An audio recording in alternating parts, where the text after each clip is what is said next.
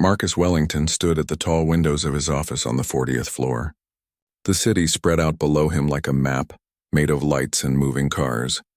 He owned 3 buildings in this view. His company had offices in 12 countries. Bank accounts held more money than most people could count in their whole lives. Yet as he watched the sun set behind the glass towers, Marcus felt empty inside.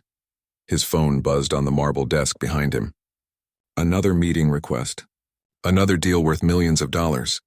Another reason to work late and miss dinner with his son again. Marcus turned away from the window and looked at the framed photo on his desk. A woman with kind eyes and a warm smile looked back at him. Sarah had been gone for 2 years now, but her picture still made his chest tight with pain. The office door opened and his assistant walked in. She carried a stack of papers and looked worried. "Mr. Wellington, your son's school called again. Tyler is still waiting in the pickup line." Marcus looked at his watch. It was almost 6 o'clock. School ended at 3:30. His 8-year-old son had been waiting for over 2 hours. Again. "Send the driver," Marcus said, not looking up from his computer screen. "Sir?" Tyler asked specifically if you could pick him up today. "It's Friday and he said you promised to take him for ice cream after school." The promise came back to Marcus like a slap. He had said that. Last weekend, when Tyler had asked for the 10th time if they could do something together. Marcus had been reading emails on his phone during breakfast and had agreed without really listening. "Tell the driver to take him for ice cream. Give him my credit card." His assistant nodded but stayed in the doorway.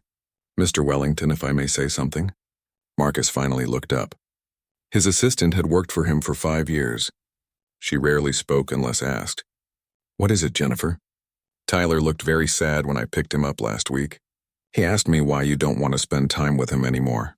I told him you were very busy, but he said that's what you always say." The words hit Marcus harder than any business loss ever had. He tried to push the feeling away the same way he pushed away all feelings that hurt too much. "I'll make it up to him this weekend." "You said that last weekend too, sir. And the weekend before that." Jennifer left quietly, closing the door behind her. Marcus stared at the photo of Sarah again. She had always been the one who took care of Tyler. She had taken him to school, helped with homework, read bedtime stories, and made every day feel special. Sarah had a way of making their big house feel like a warm home full of laughter and love. When the accident happened, everything changed. Sarah had been driving home from Tyler's school play. A drunk driver ran a red light and hit her car. She died instantly. Marcus was in a meeting in another city when it happened. He had missed the play because of work. He missed saying goodbye because of work. Now he was missing his son's childhood because of work. Tyler used to run to the door when Marcus came home. He used to ask about his day and show him pictures he drew at school. Now Tyler barely looked up from his tablet when Marcus walked in. The boy had learned not to expect much from his father. That hurt most of all. Marcus had tried to buy Tyler's happiness. The boy had every toy he could want. His room looked like a store with video games, expensive clothes, and gadgets that most adults could not afford. Tyler had a nanny who cooked his meals and helped with homework. He had tutors who came to the house to teach him music and languages. He had everything except the one thing he wanted most, his father's time and attention. The house they lived in had 12 rooms and a swimming pool. Tyler's voice echoed in the long hallways when he called for Marcus. Most of the time, Marcus was not there to answer. He was at the office, on business trips, or locked in his home office taking calls from other countries where it was already tomorrow. Marcus told himself he was working so hard to give Tyler a good life. The money would pay for the best schools and colleges. It would make sure Tyler never had to worry about anything. But deep down, Marcus knew the truth. He was working to avoid the pain of missing Sarah. When he was busy, he did not have time to remember her laugh or the way she made pancakes on Sunday mornings. Work was a wall he built around his heart to keep the hurt out, but the wall also kept Tyler out. And that was not fair to his son. The phone rang again. Marcus answered it without thinking. A voice talked about stock prices and market trends. Marcus listened and gave answers, but his mind was somewhere else. He was thinking about Tyler sitting alone in the school pickup line, watching other kids get hugs from their parents while he waited for a driver he barely knew. When the call ended, Marcus looked at his calendar for next week. Meetings filled every day from morning until night. A business trip to Tokyo was planned for Wednesday. Another trip to London the following week. He had not taken a real day off in 2 years. Not since Sarah's funeral. Marcus picked up the photo of Sarah and traced her face with his finger. "I don't know how to do this without you," he whispered to the empty office. "I don't know how to be the father he needs." The city lights grew brighter as the sky grew darker. Marcus realized he had not eaten lunch. He had not eaten breakfast either. Food seemed pointless when you ate alone. Everything seemed pointless when you did everything alone. At 8 o'clock, Marcus finally left the office. The drive home took 40 minutes in his expensive car. The house was dark except for a few lights the housekeeper had left on. Tyler was already asleep. Marcus stood in the doorway of his son's room and watched the boy breathe softly under his blankets. Tyler looked so small in the big bed, so young and innocent. Marcus wanted to wake him up and apologize. He wanted to explain why he was never around, why he had broken so many promises, why he had let work become more important than family. But Tyler needed sleep for school tomorrow, and Marcus did not have the words anyway. Instead, Marcus went to his own room and sat on the edge of the bed he used to share with Sarah. Tomorrow would be Saturday. Maybe they could do something together. Maybe he could try to be the father Tyler deserved. But even as he made the promise to himself, Marcus was already thinking about the emails waiting in his phone and the calls he needed to return first thing in the morning. Saturday morning came with gray clouds and the promise of rain. Marcus sat in his home office at 7 in the morning, already dressed in his expensive suit. His laptop screen showed emails from 3 different time zones. Important people wanted answers to important questions about important deals. Tyler appeared in the doorway wearing his pajamas and holding a stuffed elephant that Sarah had given him years ago. "Are we going to do something fun today, Dad?" Tyler asked. His voice was small and hopeful. Marcus looked up from his computer screen. "I have to fly to Chicago today, buddy. Big meeting on Monday morning. I need to get there early to prepare." Tyler's face fell like a deflated balloon. "But you said yesterday we could spend time together. You said we could go to the park or see a movie." Marcus did not remember making that promise, but he probably had. He made a lot of promises he did not keep these days. "I'll make it up to you when I get back. We'll do something special next weekend. You always say that." Tyler turned to leave, then stopped. "Can I come with you? I don't want to stay here alone again." The question surprised Marcus. Tyler never asked to go on business trips. They were boring for adults and would be torture for an 8-year-old. "It's just meetings and boring business stuff. You'd be miserable. I'll bring books and games. I'll be quiet. I promise." Tyler's eyes were wide and desperate.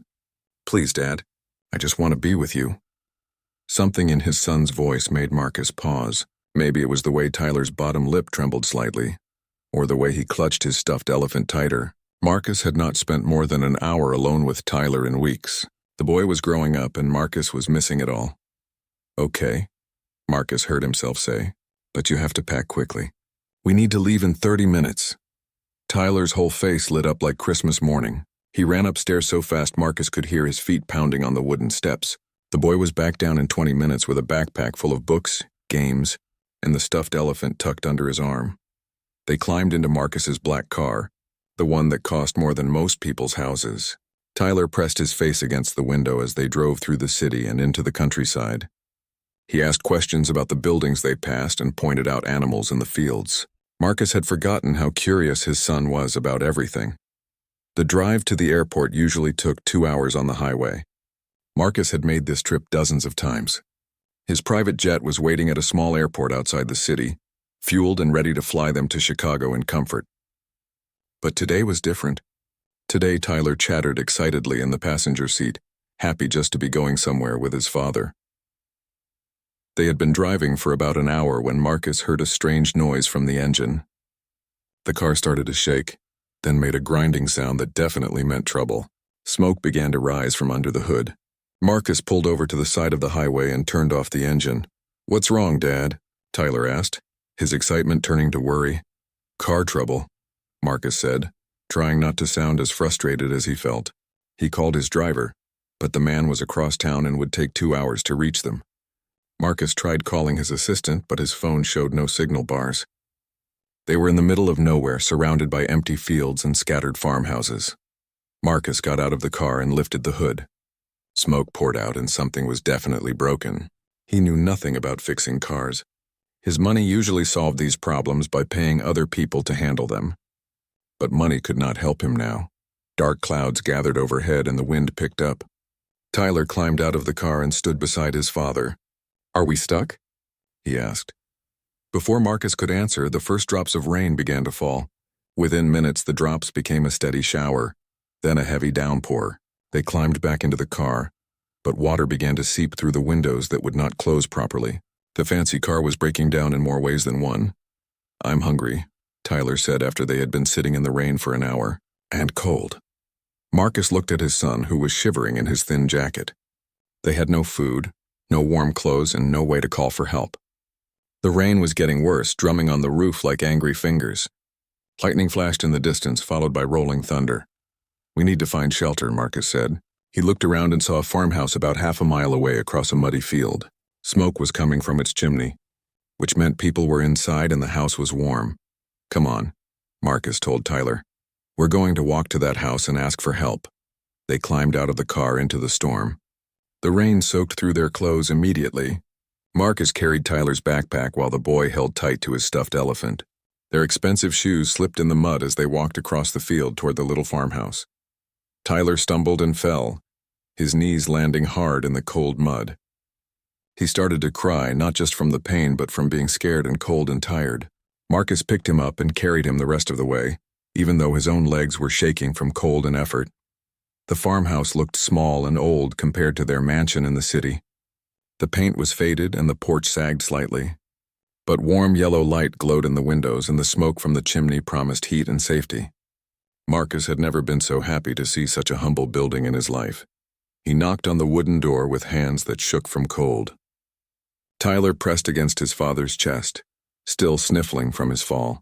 They heard footsteps inside. Then the door opened to reveal a man with kind eyes and calloused hands.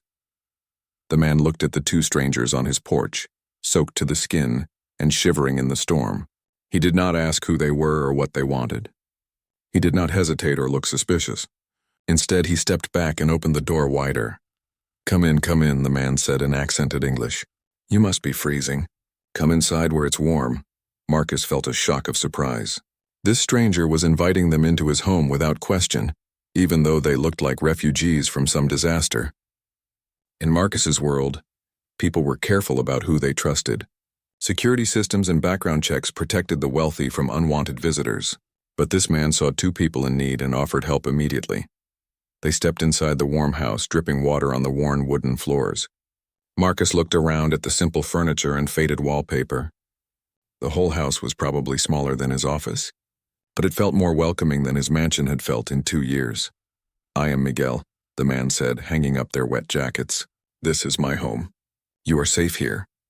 Tyler stopped shivering as the warmth surrounded them. He looked up at Miguel with curious eyes, still holding his stuffed elephant close. Marcus realized they were about to learn what real kindness looked like. Miguel Santos had been working in his small garden when he saw the expensive black car break down on the highway.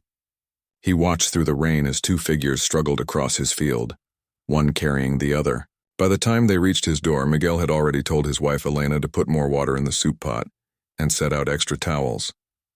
"Elena, come meet our guests," Miguel called toward the kitchen. A woman appeared, wiping flour from her hands on a worn apron. She had gentle eyes and graying hair pulled back in a simple ponytail. When she saw Marcus and Tyler dripping wet and shivering, her face filled with concern. "Oh, you poor things," Elena said, hurrying toward them. "You're soaked through. Miguel, get them some dry clothes while I make hot coffee." Marcus started to protest that they did not want to cause trouble, but Elena was already guiding Tyler toward the fireplace. The living room was small but cozy, with an old couch covered by a handmade blanket and family photos on every surface. A fire crackled in the stone fireplace, filling the room with warmth and the smell of burning wood. 3 children appeared from different parts of the house, drawn by the voices of strangers. The youngest was a girl about 6 years old with pigtails and curious dark eyes. A boy who looked 9 stood beside her, and an older girl of about 12 peered from behind the kitchen doorway. They stared at Marcus and Tyler with open interest but good manners. "These are our children," Miguel said proudly. "Maria is 6, Carlos is 9, and Isabel is 12. Children, say hello to our guests." "Hello," the children said together, their voices polite but shy. Maria stepped forward and looked at Tyler's stuffed elephant with interest. "What's your elephant's name?" she asked in careful English. Tyler, who had been quiet since they arrived, finally spoke. "His name is Mr. Peanuts. My mom gave him to me." "He's very nice," Maria said solemnly. "I have a bear named Rosita. Would you like to meet her?" Before Tyler could answer, Miguel returned with an armload of clean, dry clothes. The shirt and pants he offered Marcus were clearly his own best clothes, carefully mended but clean and warm. For Tyler, Elena had found clothes that belonged to Carlos. "The bathroom is down the hall," Miguel said. "Take your time getting warm and dry. Elena is making soup and you must stay for dinner." The storm is getting worse. Marcus wanted to refuse. These people were clearly struggling financially. Their clothes were old and patched, their furniture worn from years of use. The house was clean but showed signs of people who worked hard for every dollar they earned. Marcus could not accept charity from a family that obviously needed help themselves. But as he looked at Tyler, still shivering despite the warm room, Marcus realized his pride mattered less than his son's comfort. "Thank you," he said quietly. "We appreciate your kindness." In the small bathroom, Marcus helped Tyler change into Carlos's clothes. The pants were a little big, but they were warm and dry. Marcus put on Miguel's shirt and was surprised to find it fit reasonably well, even though Miguel was shorter and more muscular from years of farm work. When they returned to the living room, they found Tyler already seated on the floor next to Maria, who was showing him her collection of small toys made from scraps of fabric and bottle caps. Carlos sat nearby, explaining in a mixture of English and Spanish how he had helped his father build a birdhouse that hung outside the kitchen window. "Your son is very polite," Elena said to Marcus as she stirred a pot on the old stove. "Maria does not usually warm up to strangers so quickly." Marcus watched Tyler laugh at something Carlos had said. It was the first real laugh he had heard from his son in weeks. The sound made his chest tight with emotion he had been pushing away for too long. "How long have you lived here?" Marcus asked Miguel, who was adding wood to the fire. 8 years, Miguel replied. "We came from Mexico when Isabel was 4. I worked in restaurants and construction, while saving money to buy this land. It was not much when we got it, just 20 acres of tired soil in this old house that needed everything fixed." Miguel's English was accented but clear. He spoke with the careful precision of someone who had learned the language as an adult and wanted to be understood. "We grow vegetables and sell them at the farmer's market in town. Elena makes bread and cakes to sell also. It is hard work, but it is ours." Marcus looked around the modest home with new eyes. The furniture might be old, but everything was spotlessly clean. The walls were decorated with children's artwork and family photos that showed years of birthdays, holidays, and ordinary moments filled with joy. This was not just a house, it was a home built with love and sacrifice. "What about school for the children?" Marcus asked. "They go to the public school in town," Elena answered from the kitchen. "Isabel is very smart. She wants to be a teacher someday. Carlos loves math and science. Maria is still learning to read, but she loves stories. I help them with homework every night after dinner," Miguel added. "Education is very important. We want them to have choices we never had." Thunder crashed outside, making the windows rattle. The storm was getting stronger, and Marcus realized they would not be leaving anytime soon. His private jet would have to wait. For the first time in 2 years, Marcus was stuck somewhere he could not control, with people he had just met, completely dependent on the kindness of strangers. Tyler seemed perfectly happy with the situation. He was now on the floor building something with blocks while Maria and Carlos offered suggestions and encouragement. Isabel had joined them, helping Tyler read the names of colors in Spanish. The language barrier meant nothing to children who wanted to play together. "Your boy is hungry," Elena observed, watching Tyler's eyes follow the smell of cooking food. "How long since he ate?" Marcus realized with shame that he did not know. Tyler had eaten breakfast while Marcus was on his computer, but that had been hours ago. "He had breakfast this morning," Marcus admitted. "Growing boys need to eat often," Elena said kindly without judgment. "Dinner will be ready soon. I hope you like vegetable soup." "We grow everything ourselves," Marcus tried again to refuse. "We don't want to take your food. You have your own family to feed." Miguel looked at him with surprise. "You are cold and hungry. We have food and warmth. What else matters?" The simple logic stopped Marcus cold. In his world, everything came with contracts and conditions. People calculated the cost of kindness and expected something in return. But Miguel and Elena offered help because it was needed, with no thought of what they might gain. Isabel appeared at Marcus's elbow, holding a worn photo album. "Would you like to see pictures of our farm?" she asked politely. "Papa has worked very hard to make it beautiful." Marcus sat on the old couch and looked through pages of photos showing the transformation of the property. The first pictures showed bare dirt and a house that looked ready to fall down. Later photos showed neat rows of vegetables, fruit trees, and flower gardens. The house had been painted, the porch repaired, and a small barn built with careful hands. "Papa built everything himself," Isabel said proudly. "He learned from books and YouTube videos. Mama learned to preserve vegetables and make jams to sell at the market." The photos told a story of hope and determination. Two people had taken a broken piece of land and turned it into something beautiful, through years of backbreaking work. They had created not just a farm, but a life filled with purpose and love. Marcus looked at Tyler, who was now curled up next to Maria on a pile of cushions, both children looking at a picture book together. His son looked more relaxed and happy than Marcus had seen him in months. In this simple home, surrounded by strangers who treated him like family, Tyler had found something that had been missing from his life in their mansion. As the afternoon wore on, the storm outside grew fiercer. Rain hammered against the windows and the wind howled around the small farmhouse. Marcus called his pilot on Elena's old landline phone to cancel the flight to Chicago. The man sounded confused. Marcus Wellington never canceled business trips for weather, but sitting in the warm kitchen while Elena taught Tyler how to roll out dough for homemade tortillas, Marcus felt no regret about missing meetings. Tyler's laughter filled the kitchen as flour dusted his nose and hands. Elena guided his small fingers, showing him how to press and turn the dough until it became a perfect circle. "Very good," she praised. "You are a natural cook like your mama must have been." The mention of Sarah made Marcus's chest tighten, but Tyler smiled proudly. "Mama used to make pancakes on Sunday mornings. She let me flip them, but I always made them look funny." "Funny pancakes taste just as good," Elena said gently. "Maybe even better because they are made with love." Miguel came in from checking on the animals in his small barn, shaking rain from his coat. "The chickens are safe and dry," he announced. "But this storm will last through the night. You cannot drive in this weather." Marcus looked out the kitchen window at the sheets of rain and flashing lightning. Even if his car had been working, the roads would be dangerous. "We don't want to impose on your family overnight." "Impose?" Miguel looked genuinely confused. "You are guests in our home. Where else would you sleep?" In Marcus's world, unexpected guests meant calling hotels and making reservations. The idea of strangers staying in someone's home without advance planning seemed impossible. But Miguel spoke as if it was the most natural thing in the world. "The children can share beds," Elena said, wiping her hands on her apron. "Tyler can sleep with Carlos and you can use Isabel's room. She will sleep with Maria tonight. It will be like a sleepover party." Tyler looked at Marcus with hopeful eyes. "Can we, Dad, please?"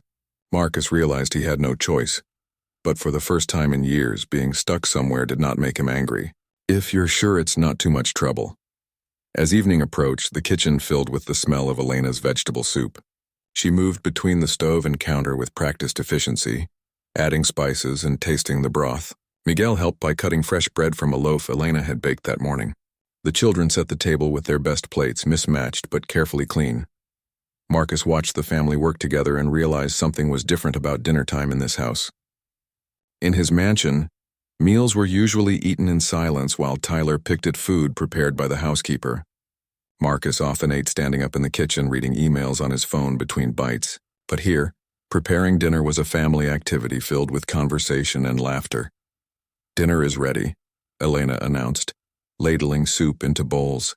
She served Marcus and Tyler first, giving them generous portions filled with vegetables, beans, and chunks of tender potatoes. The soup smelled wonderful, rich with herbs from their garden. But as Marcus watched Elena serve her own family, he noticed something that made his stomach clench with understanding. The portions she gave Miguel and the children were much smaller than what she had served the guests. Carlos received barely half a bowl, and Maria's serving was even smaller. Elena took the least soup of all, mostly broth with just a few vegetables floating in it. "This smells delicious," Marcus said, but he could not lift his spoon. He realized that what he was about to eat was probably the family's only meal of the day, They were giving their dinner to strangers who could afford to eat at any restaurant in the city. "Please eat," Miguel urged, noticing Marcus's hesitation. "Elena is a wonderful cook. This soup will warm you from the inside." Tyler had already started eating, his face bright with hunger and appreciation. "This is really good," he told Elena, who beamed with pride despite her own empty stomach. Marcus forced himself to take a spoonful. The soup was indeed delicious, made with fresh vegetables and seasoned with care.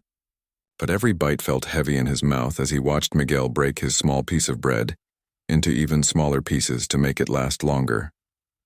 "How was your garden this year?" Marcus asked, trying to make conversation while his mind raced with discomfort. Miguel's face clouded slightly. "Not as good as we hoped.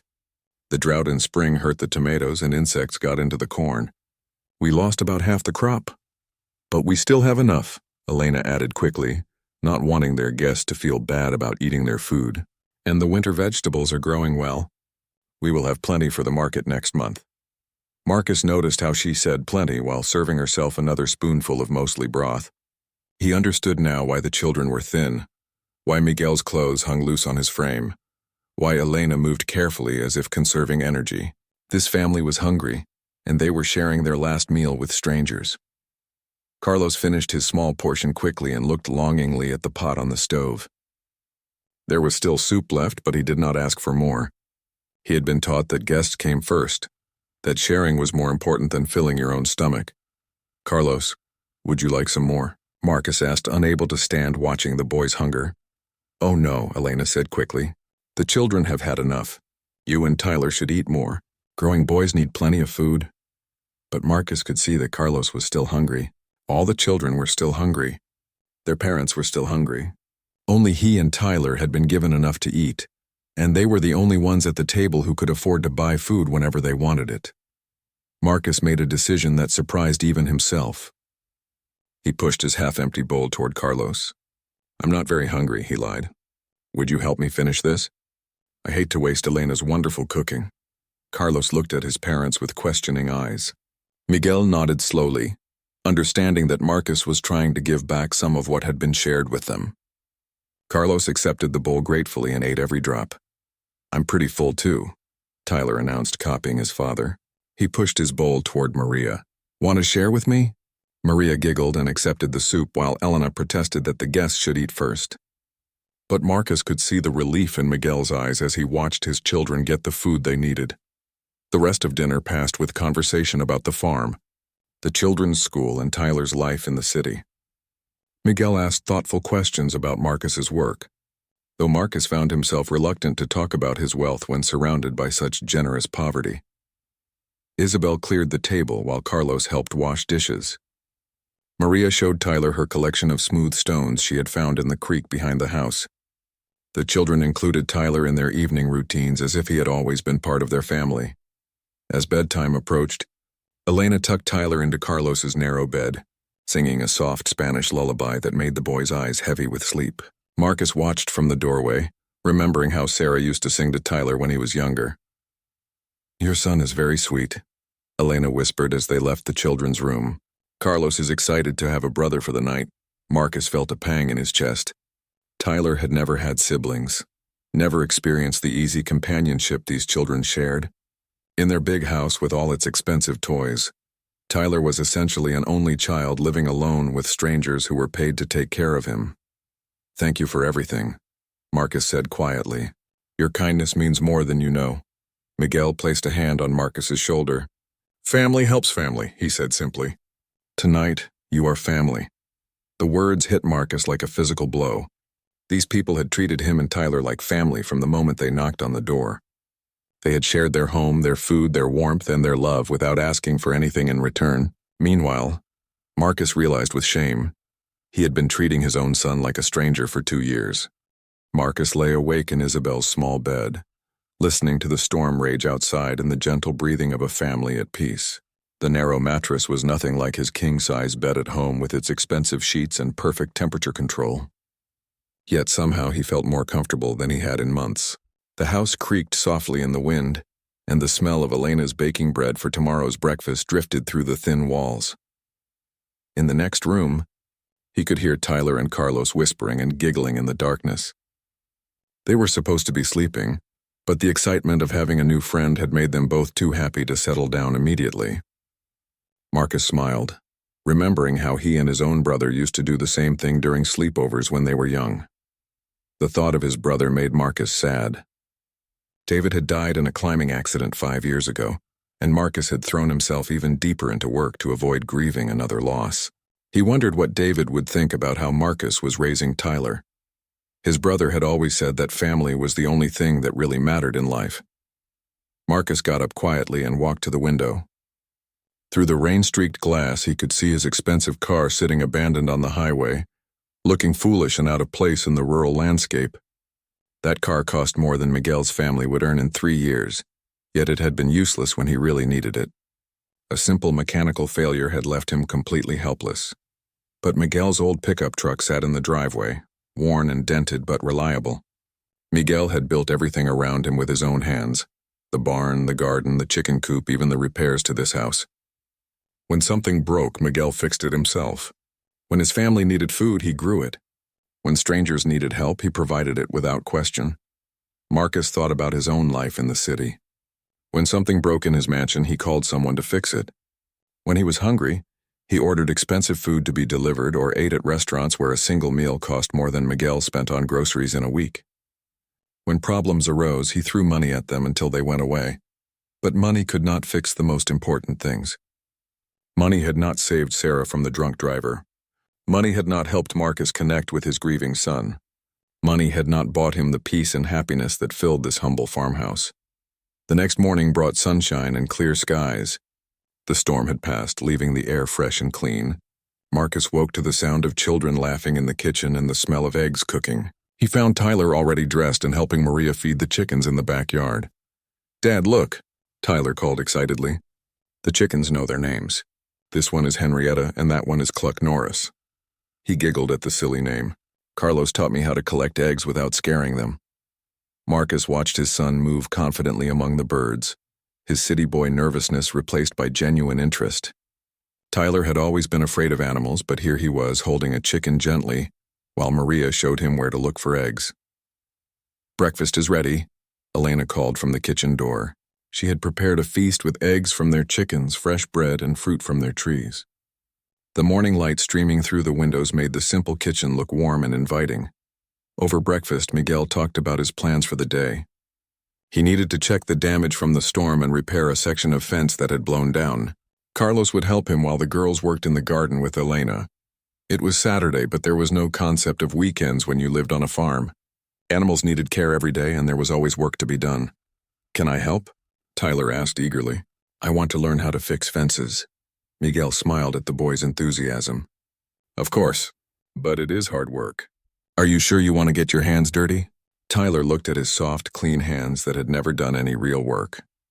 Then he looked at Carlos's hands, already calloused at age 9 from helping his father. "I'm sure," Tyler said firmly.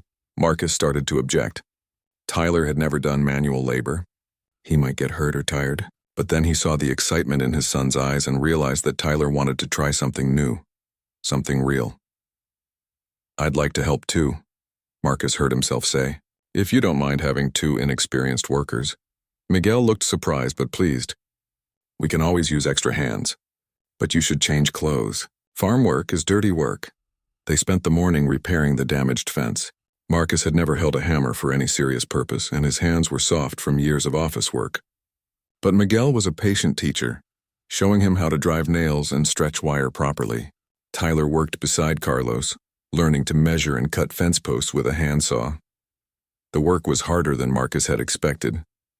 His back ached from bending over and his hands developed blisters within the first hour.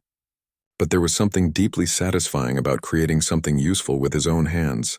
Every post they set and every wire they stretched made the farm a little better, a little stronger. Tyler was having the time of his life. He hammered nails with intense concentration, his tongue sticking out slightly the way it did when he was focused on something important. When he successfully drove a nail all the way in without bending it, he whooped with joy as if he had won a prize.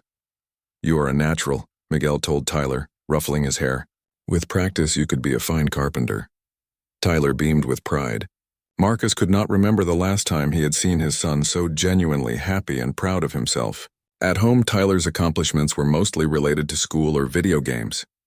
But here he was learning skills that had real value, creating something that would last. During their lunch break, Elena brought sandwiches and cold water to the workers. They sat in the shade of an apple tree, tired but satisfied with their progress. Tyler chatted excitedly about everything he had learned, from the names of different tools to the proper way to dig a post hole. "Papa, tell Tyler about when you first came to America," Isabel suggested. Miguel leaned back against the tree trunk and began to tell his story. He had been barely 18 when he crossed the border with nothing but hope and determination. He worked 16-hour days in restaurant kitchens, saving every penny while learning English from library books and television. "I had a dream," Miguel said simply. "I wanted to own land, to build something for my family. In Mexico, we were very poor. My father worked other people's fields his whole life and never owned even 1 acre. I promised myself my children would have different choices." Marcus listened with growing respect as Miguel described years of struggle and sacrifice. The man had worked multiple jobs while Elena took care of the children and managed their household on almost no money. They had lived in a tiny apartment above a grocery store, sharing 1 bedroom and cooking on a hot plate. "When we finally saved enough to buy this land, it was like winning the lottery," Miguel continued. "The house was falling down and the soil was tired from years of bad farming. But it was ours. No one could take it away." "Weren't you scared?" Tyler asked. "Starting over in a new place?" "Terrified," Miguel admitted with a laugh. "I knew nothing about farming. I killed more plants than I grew the first year. But Elena believed in me, and the children helped however they could. We learned together." Marcus thought about his own fears. He was afraid of failing in business, afraid of losing money, afraid of what people might think if he showed weakness. But Miguel had faced real poverty and uncertainty with courage and optimism. He had risked everything for his family's future and had built something beautiful from nothing. As the afternoon wore on, Marcus found himself working harder than he had in years. His expensive suit was ruined, his hands were bleeding from minor cuts, and his back screamed with pain. But he felt more alive and present than he had since Sarah's death. There was something deeply satisfying about physical work that served a purpose beyond making money. Tyler was covered in dirt from head to toe, his designer clothes transformed into work clothes. He had learned to use tools, to measure twice and cut once, to take pride in doing a job well. Most importantly, he had learned that he was capable of more than he had ever imagined. "You know," Carlos said to Tyler as they packed up the tools, "you're pretty strong for a city kid." Tyler grinned at what was clearly meant as a compliment. "You're pretty smart for a country kid," he replied, copying Carlos's teasing tone. The two boys laughed together, and Marcus realized that Tyler had made his first real friend in years. Not a classmate whose parents were business contacts, not a child at an organized playdate, but a genuine friend chosen for no reason except mutual liking and respect. That evening, as they gathered for another simple dinner, Marcus looked around the table at faces glowing with satisfaction from a day of honest work. The children chattered about their accomplishments. Elena smiled with quiet pride at her family, and Miguel radiated the contentment of a man who had built something meaningful with his own hands. Marcus thought about his usual Saturday evenings in the city, spent alone in his office while Tyler played video games upstairs. This day had been harder, messier, and more tiring than any Saturday he could remember. It had also been one of the best days of his life.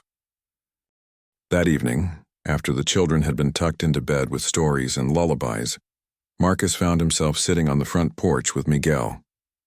The night air was cool and clean after the storm, filled with the sounds of crickets and the distant hoot of an owl. Stars shone brightly in the country sky, more stars than Marcus had ever seen from his city penthouse.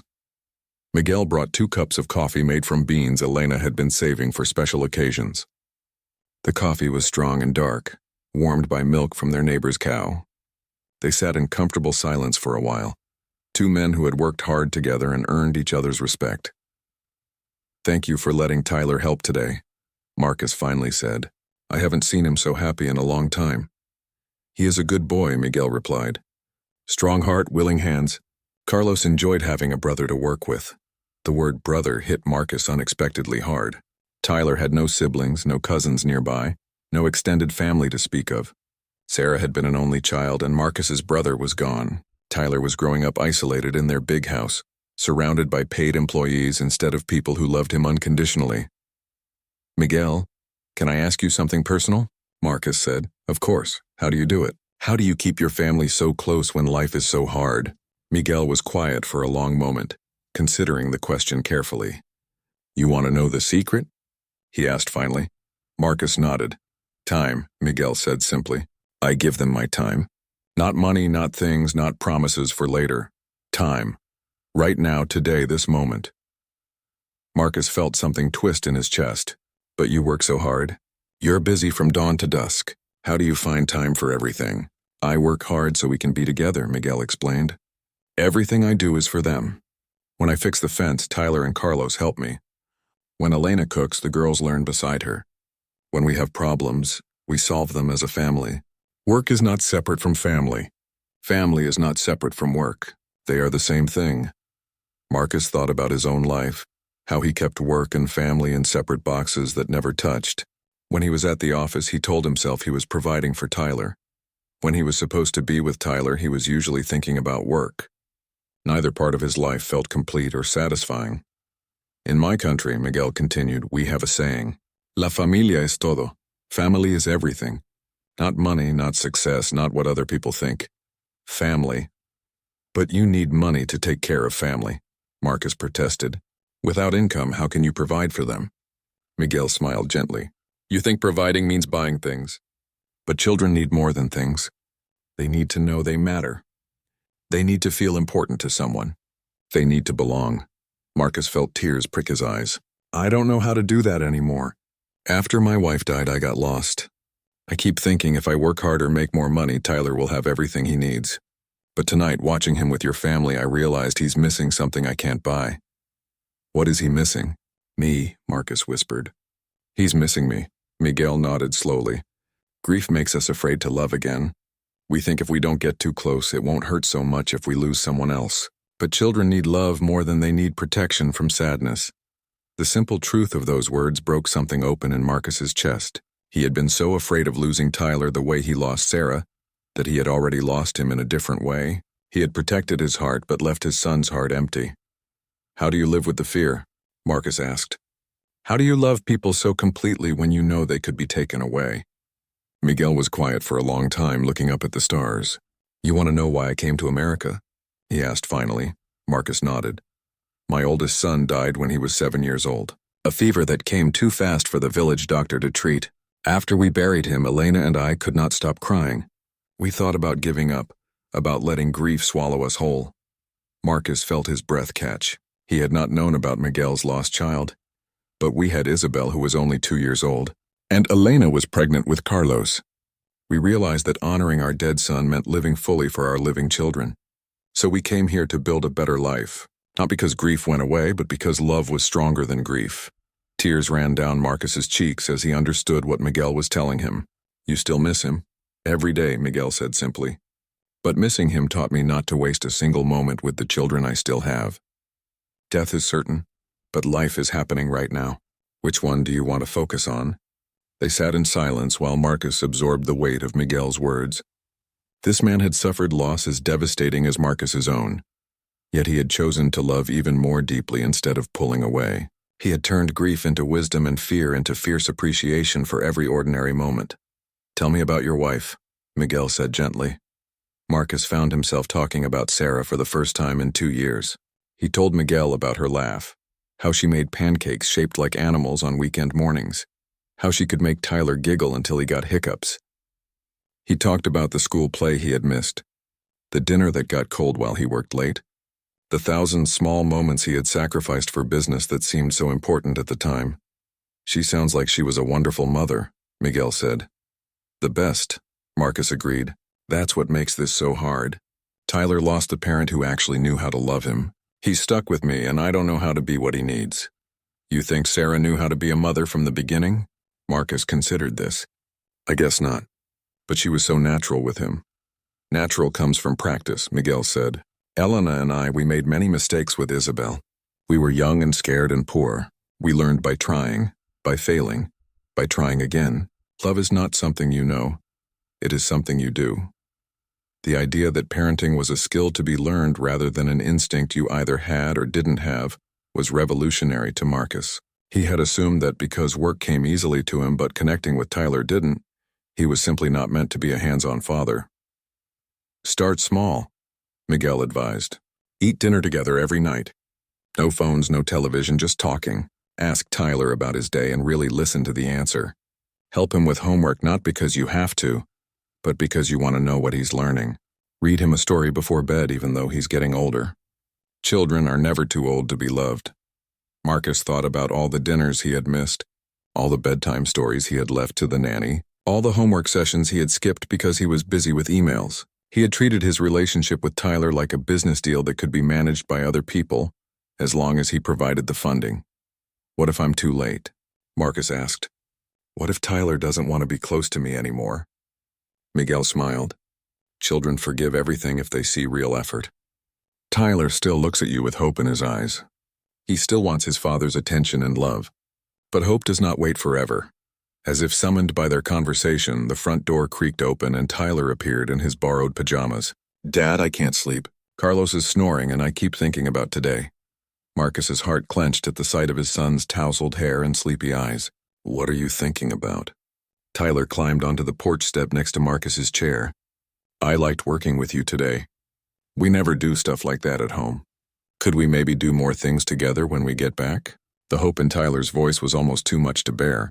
Marcus pulled his son onto his lap the way he used to when Tyler was smaller. Would you like that? More than anything, Tyler said softly. I miss doing stuff with you. I miss talking to you. Sometimes I feel like you don't really see me anymore. The words cut deeper than any business failure ever had.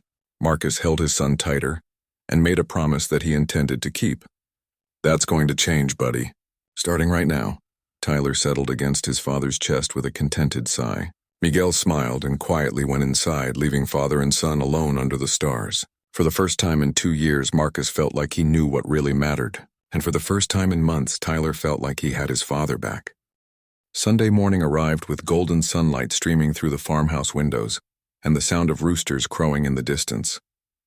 Marcus woke up feeling more rested than he had in months, despite sleeping on a narrow mattress in a child's bedroom. For the first time in 2 years, he had slept through the night without waking up in a cold sweat from dreams about Sarah's accident. Tyler was already awake, sitting by the window in the next room and talking quietly with Carlos about the different birds they could see in the apple tree outside.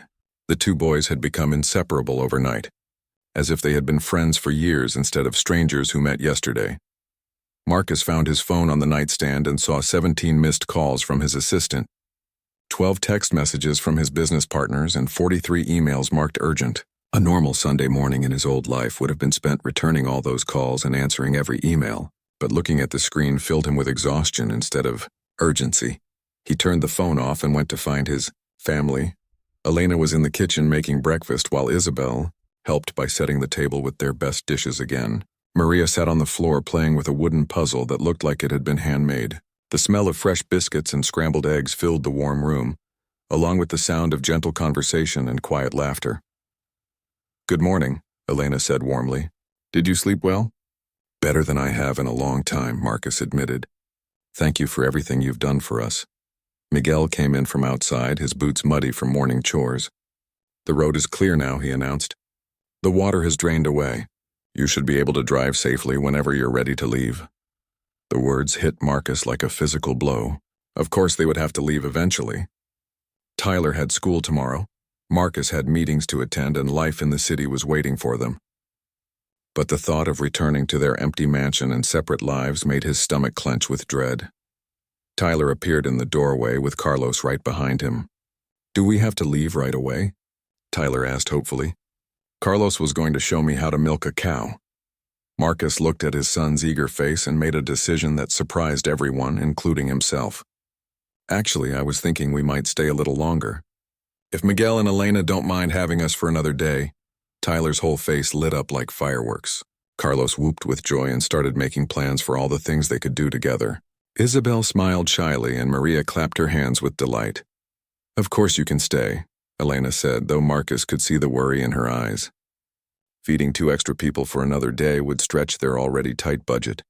but Marcus was already forming a plan. "I'd like to call my assistant and have her bring some groceries, and maybe some supplies for the farm. Consider it a small thank you for your hospitality." Miguel started to protest, but Marcus held up his hand. "Please let me do this. You've given us so much more than food and shelter. You've given us something we didn't even know we were missing." While Elena cooked breakfast, Marcus stepped outside and turned his phone back on. His assistant answered before the first ring finished.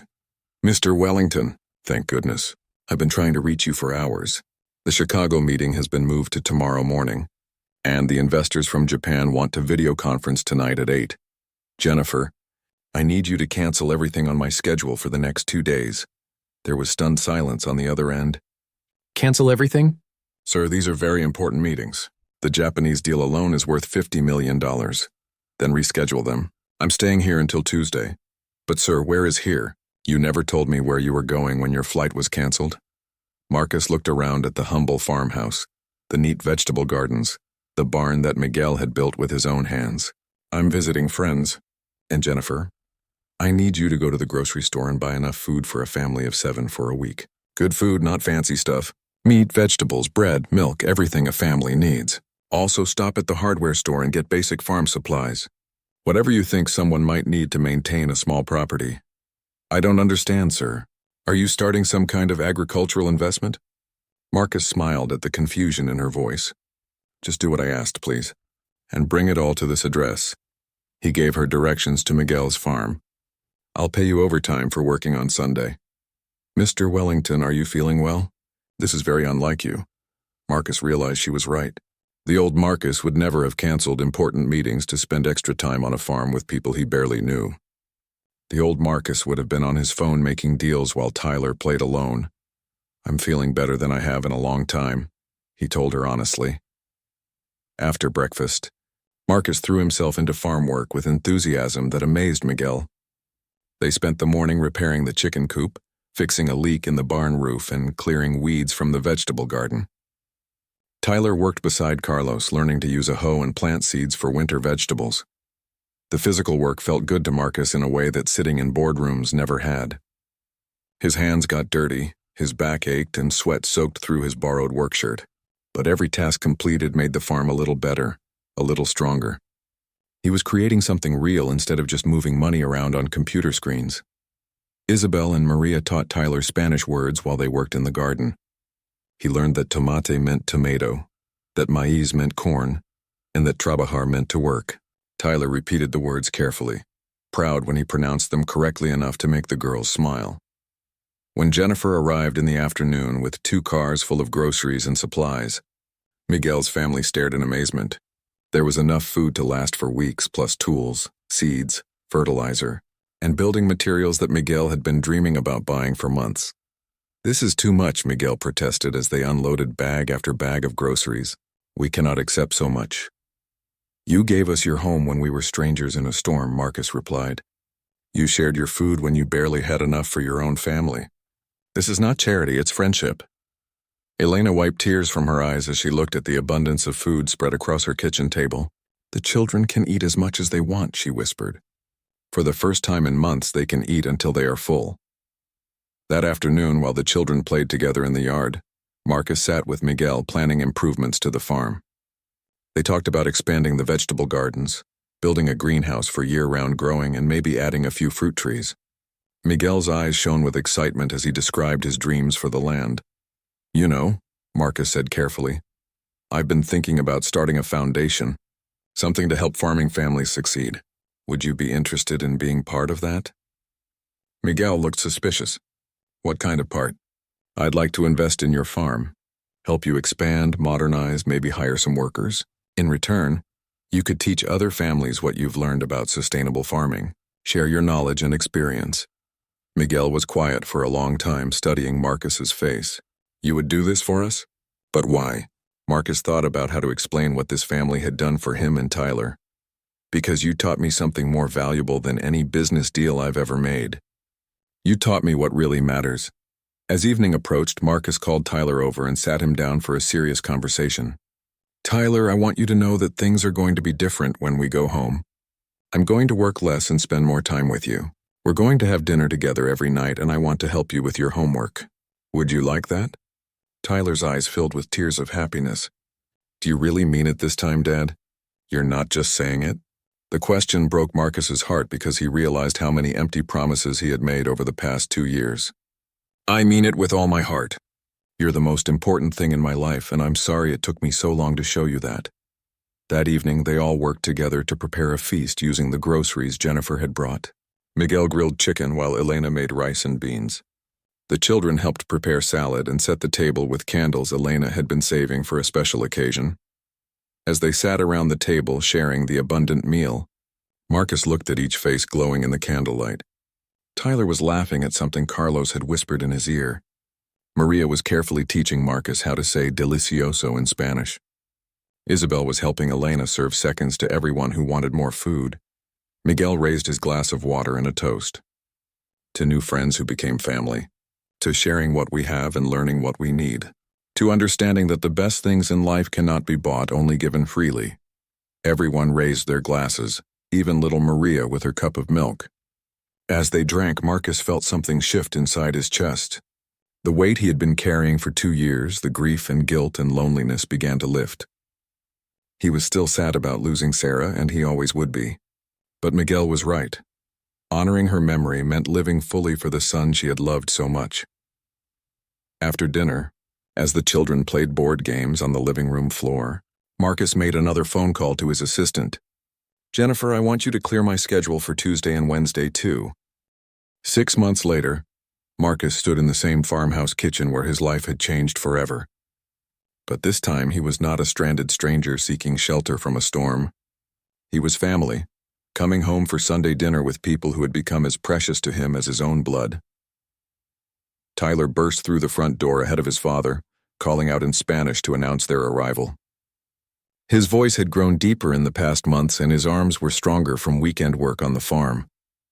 He had learned to drive Miguel's old tractor, to milk cows without getting kicked, and to speak Spanish well enough to translate for his father when needed. Tío Miguel, Tyler called, using the affectionate title that meant uncle. Wait until you see what Dad brought. Miguel appeared from the barn, his face lighting up with genuine joy at seeing them. The farm looked completely different now, transformed by the partnership between Miguel's knowledge and Marcus's resources. New greenhouse buildings dotted the landscape. Solar panels powered modern irrigation systems, and a dozen workers tended expanded vegetable gardens that now supplied 3 farmers' markets and 2 restaurants in the city. Marcus, my friend, Miguel said, embracing him with strong arms that smelled of earth and honest work. How was your week? Long, Marcus admitted. I missed our Tuesday night phone call because I was stuck in meetings until midnight. But I kept my promise about dinners with Tyler. We ate together every single night. This had become Marcus's new measure of success. Not the size of deals closed or money earned, but the number of meals shared with his son, the bedtime stories read, the homework sessions where Tyler actually wanted his help. The Sarah Wellington Foundation had grown into a major force supporting immigrant farming families across 3 states. But Marcus's proudest achievement was the relationship he had rebuilt with Tyler. Elena emerged from the kitchen, wiping flour from her hands and wearing the bright yellow apron that Marcus had given her for Christmas. Her face had filled out in the months since their first meeting, no longer showing the gaunt signs of constant hunger. The foundation's support had allowed the family to eat well while expanding their operation to employ other struggling families. Tyler, come help me with the masa for tortillas, Elena called. Your hands are getting almost as good as Isabel's. Tyler ran to help, chattering excitedly about his week at school. He had started learning guitar from a teacher Marcus had hired, and he practiced with Carlos during their weekend visits. The 2 boys had become true brothers, speaking their own mixture of English and Spanish and sharing dreams about college and careers. Marcus found Isabel in the greenhouse, carefully tending seedlings that would become next month's crop. At 13, she had become the family's expert on sustainable growing techniques, working with agricultural scientists that the foundation had brought in as consultants. Her dream of becoming a teacher had evolved into wanting to teach other young people about farming and environmental science. How are your grades? Marcus asked, genuinely interested in her answer. All A's again, Isabel said proudly. The math tutor you found is really helping. I understand algebra now and I'm ready for geometry next year. The tutoring program was one of Marcus's favorite foundation initiatives. All the children in participating families received educational support, from basic English lessons for parents to advanced academic tutoring for kids like Isabel, who showed exceptional promise. 3 of last year's students had received full scholarships to state universities. Carlos appeared carrying a basket of eggs, Maria skipping beside him with her own smaller basket. At 10, Carlos had become fascinated with engineering and wanted to design better farm equipment. At 7, Maria was learning to read in both languages and had started writing stories about a magical chicken who could grant wishes. "Mr. Marcus," Maria called out, running to him with arms outstretched. "Look what I wrote for you." She handed him a carefully folded piece of paper covered with her neat handwriting. The story was about a sad man who found happiness when he learned to love his little boy properly. The parallels to his own story made Marcus's throat tight with emotion. "This is beautiful, Maria," he said, lifting her up for a hug. "You're going to be a wonderful writer someday." "I'm going to write books about families," she announced seriously. "Happy books where nobody is lonely anymore." The whole family gathered around the old wooden table for Sunday dinner, the same table where Marcus had first learned what generosity really meant. But now the table groaned under the weight of abundant food, and the conversation flowed in comfortable mixture of English and Spanish. Tyler translated when his father got lost, and everyone laughed when Marcus tried to pronounce words that twisted his tongue into knots. "Tell them about the new families," Miguel suggested as Elena served everyone generous portions of chicken mold that had become Marcus's favorite dish. Marcus pulled out his phone and showed photos of the 3 new farming operations the foundation had helped establish in the past month.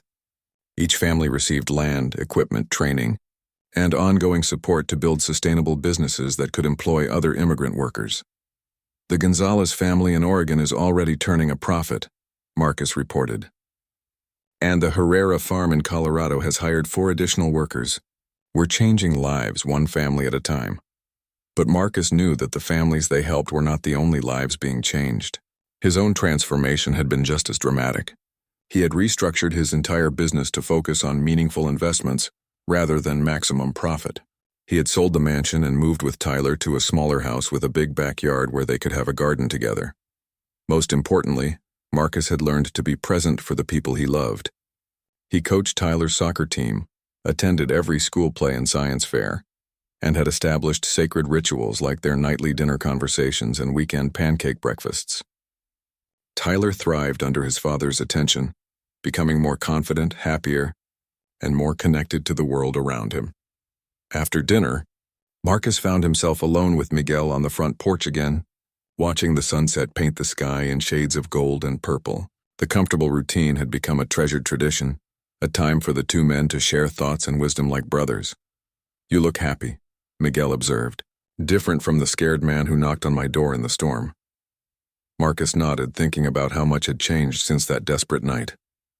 "I was drowning before I met you, drowning in grief and guilt and fear. You threw me a lifeline when you invited us in." "You saved yourself," Miguel corrected gently. "You chose to change. You chose love over fear. That is the hardest choice any person can make." They could hear the children inside, Tyler and Carlos playing guitar together while the girls sang along. Elena was teaching them an old song her grandmother had sung, passing down traditions that connected past and future in an unbroken chain of love. "Miguel, I need to tell you something," Marcus said. "The foundation is doing well enough now that I want to step back from day-to-day business operations. I want to spend more time here, working with families directly. Tyler wants to go to the local high school and live here during the week. Would that be okay with you?" Miguel's face broke into a huge smile. "You want to become a farmer?" "I want to become the person Sarah would be proud of," Marcus replied. "The father Tyler deserves, the man who puts family first and measures success by how much love he gives instead of how much money he makes." As if summoned by the mention of his mother, Tyler appeared on the porch carrying his guitar. "Dad, will you sing with us? Elena is teaching us the song Mama used to sing when I was little." Marcus felt tears prick his eyes. For 2 years he had avoided anything that reminded him of Sarah because the pain was too much to bear. But Miguel had taught him that love was stronger than grief, that honoring the dead meant living fully for those still here. I'd love to sing with you, Marcus said, standing up and putting his arm around his son. They went inside to join the family circle, where Elena was teaching the children a lullaby about stars and dreams, and the endless love that connects all hearts. As their voices blended together in the warm lamplight, Marcus realized that he had found something more valuable than all his billions. He had found his way home. Outside, the storm clouds that had brought him to this place were just a memory. The sky was clear and full of stars, each one shining with the promise of tomorrow. Marcus Wellington, billionaire businessman, had learned the most important lesson of his life from a poor farmer, who understood that the greatest wealth was not measured in dollars, but in the love we share and the lives we touch. Tyler leaned against his father's shoulder as they sang, completely secure in the knowledge that he was loved, wanted, and cherished. The scared, lonely boy who had waited in school pickup lines was gone, replaced by a confident young man who knew his worth was not measured by expensive toys or perfect grades, but by the size of his heart and the strength of his character. As the last notes of the lullaby faded into the peaceful night, Marcus looked around at the faces of his chosen family and whispered a silent prayer of gratitude. The storm had brought him here broken and lost. Love had made him whole again. And tomorrow, when the sun rose over the farm where he had learned to be human again,